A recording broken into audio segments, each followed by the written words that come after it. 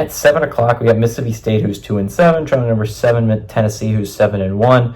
Tennessee favored by 24.5 points on ESPN. Michael Van Buren Jr. for the Bulldogs, gone 97-170, thrown for 1,323 yards, 9 touchdowns, 4 interceptions. Davon Booth is at 104 carries for 472 yards and 3 touchdowns. And Kevin Coleman Jr. is at 57 catches for 688 yards and 5 touchdowns. Nico Iamaleava. I gotta get used to saying that name, man. I'm going to be saying it because I would be shocked. I'm not shocked, but I think Tennessee's probably going to end up being a playoff team. He's gone 136-208, thrown for 1,705 yards, 9 touchdowns, 4 interceptions. Dylan Sampson's had 171 carries for 980 yards and 19 touchdowns. And Dante Thornton Jr. is at 17 catches for 401 yards and 3 touchdowns. Tennessee's 29-16 against Mississippi State all-time. Last game go to Tennessee in 2019. Last time Mississippi State went on the road and beat Tennessee was in 1986, and Tennessee has won 7 of the last 8 times these two teams have played. The SEC, again, we're going to be talking about it a little bit later. There's a big game between LSU and Alabama later in the day, but it's a really interesting conference if you're looking at it. Obviously, the Big 12 can become the most interesting conference race because if 2 things happen this week, suddenly it's a 6-way tie for second, right? And that's super fascinating. But keep in mind, it's a 5-way tie for first right now. It could be any of these 5 teams in the championship between Georgia and Tennessee and let me think of LSU, Texas A&M, and Texas. Those are the 5 teams legitimately competing for that.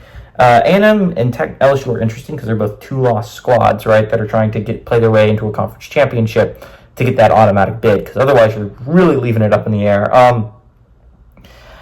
Tennessee's really interesting to me, right? Because if you had to pick a stretch heading into these final few games, right, if you had to pick a stretch, I don't know if I would hate Tennessee's. I mean, A&M's is obviously the way to go because you only play 2 more SEC games and one's against Auburn, right?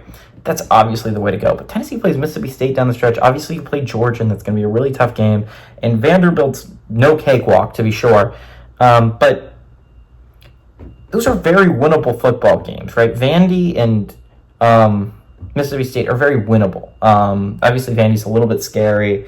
But it's just like you're playing in the SEC. It's going to be a hard path, but at least on your path, you have one of the worst teams in the SEC in Mississippi State. You're not going to get a lot of easier opponents, right? You got Kentucky last week. That's arguably one of the worst teams in the SEC. And honestly, I think we got to start talking about Tennessee's offense. It's not great, guys. And it's starting to worry me. The fact is they have not been doing well since SEC play started, right? And against the Kentucky team that was rather lackluster, one of the worst teams in the SEC this year, took them all out, put them away. And now, no shame to Tennessee, right? Kentucky got Ole Miss. It almost got Georgia, right? Kentucky's a team where if you don't take them seriously, they can absolutely beat you. But what were you looking ahead towards, Tennessee? This game, Mississippi State? I mean, like, this game's a look-ahead game, right? And it has all the looks of a look-ahead game. Mississippi State is the worst team in the SEC. They've yet to win an SEC game.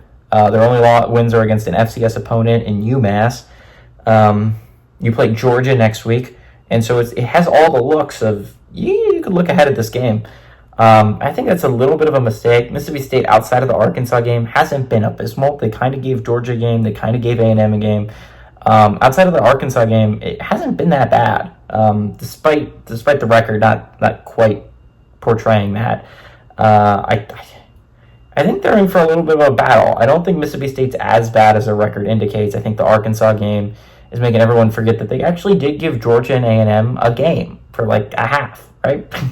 I don't think, all that being said, I don't think Tennessee can win by over 24.5. I just don't think they can do it. I just don't think they have the offense to do it. They haven't been able to score consistently in the first half. They scored 7 points last week in the first half, and that was a good offensive performance in the first half for them. I do expect Tennessee to win. I think they're going to win pretty handily, but just 24.5 is too much to give a team that I think is struggling offensively as much as Tennessee is. Give me Mississippi State to cover that spread.